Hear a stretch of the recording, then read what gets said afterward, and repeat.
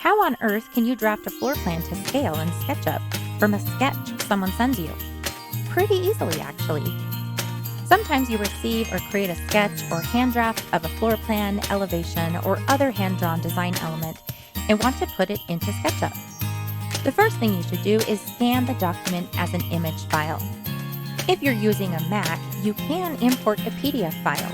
Unfortunately, you cannot do that yet on a Windows computer. So if you receive a PDF, you will need to export that to an image file.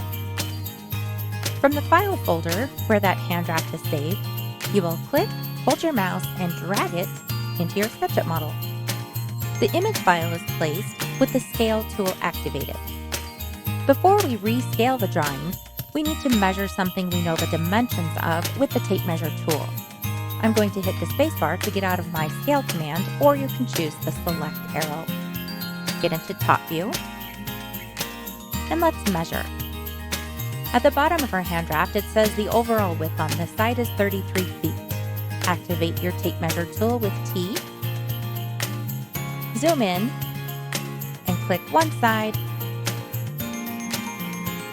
and along our red axis, we will hover over the opposite side.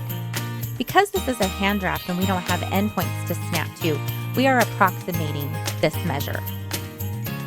It says about 4 feet 6, definitely not close to 33 feet. There are a couple of different ways to rescale your hand draft so it is to scale. The way I'm going to show you involves creating an edge and using the tape measure. I will start my edge using L for line and approximate where this first wall begins. I will click and release, lock in my red axis with the right arrow key,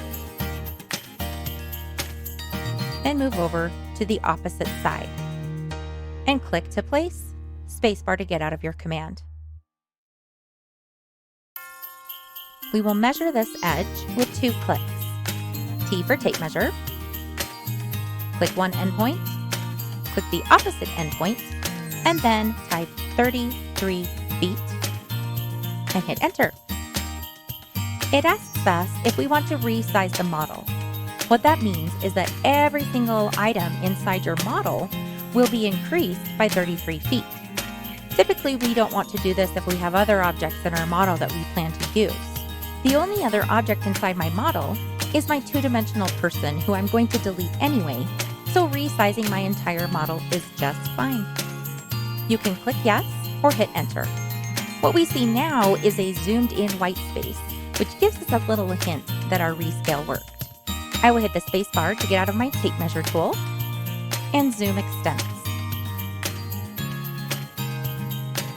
Now I will remeasure that edge I drew. T for tape measure, click an endpoint, and hover over the opposite side. Indeed, it says 33 feet. It is harder to draft from an image, so make sure to get the exact dimensions, such as from the architect.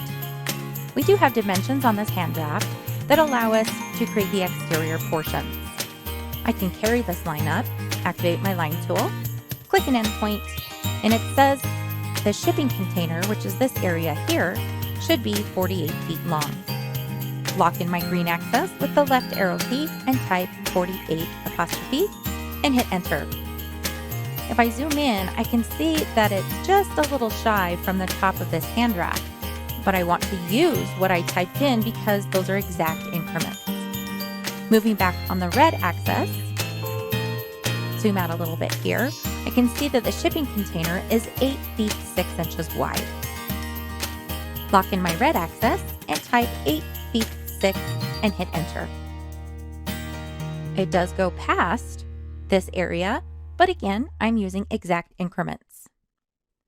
I can type that same information on the opposite side. Starting from my bottom edge, L for line, lock in my green axis, and type 48 feet.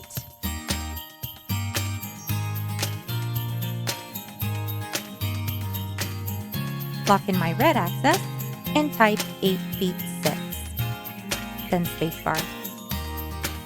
Zooming out, the entire length from here to here is 56 feet. I will draw an edge on my green axis from the midpoint of the bottom edge and type 56 feet. I'm going to use this as a guideline. I do not know the distance from here to here. However, I have this edge that tells me where the exterior wall ends, so I will use that as an inference. Lock in my red axis and move my mouse down to that endpoint. Click and release, and then draw along the green axis to complete that side. I now have closed-in edges, so I've created a face. I'll repeat those same steps for this opposite side. L for line, click and release my endpoint, lock in the red axis with my right arrow key, and hover down to the endpoint here. Click, and then click again along the green axis. Spacebar to get out of my command, and then I can delete this edge, either by right-clicking and choosing Erase, or my favorite way is to have it selected and hit Delete on my keyboard. The final thing I want to show you that you can accomplish with a hand draft, with or without the walls drawn, is space planning. No need to find objects from the 3D warehouse for space planning. In fact, you would not want to. Creating simple shapes, basic, accurately drawn shapes made into groups, easily show how to lay out furniture and fixtures in each space. Let's say I want to add an 18-inch circular side table next to this sofa. C for circle, click and release, and looking at my VCB, my value control box, it says radius. So for an 18-inch circle, I would type 9 and hit enter. Make it a group, and then move it next to my sofa, using endpoints and midpoints. I'll move this along the axis, about 4 inches, for enter, and spacebar. Do not feel stuck if you are given a hand sketch to draft from. Make sure to request dimensions so you can easily scale the image and start creating your space plan.